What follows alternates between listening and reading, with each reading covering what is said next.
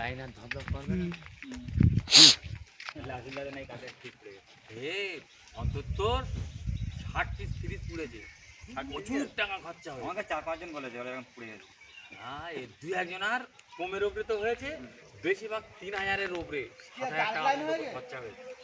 আর voltage up down হয়ে সব পুড়ে গেছে। পুড়ে গেছে না, বলে পুড়ে গেছে, ফ্রিজটাই এত সারা হয়েছে। কালকে কখন হয়েছে? আজ হচ্ছে, আজ না। 3-4 দিন যাবত।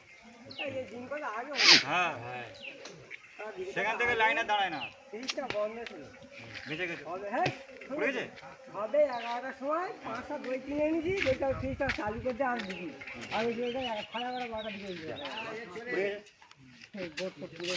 থাকবে। সারাদিন এটা করতে বাবা, তোমার হুম?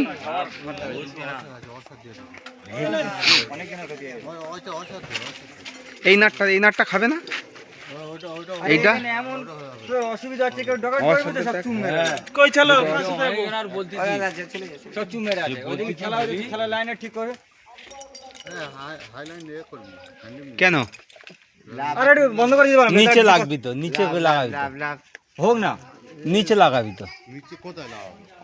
একটু ফোন করে দাও না, ফোন করলে ওরা ডাউন করতে, সারা ডাউন করতে দেয়।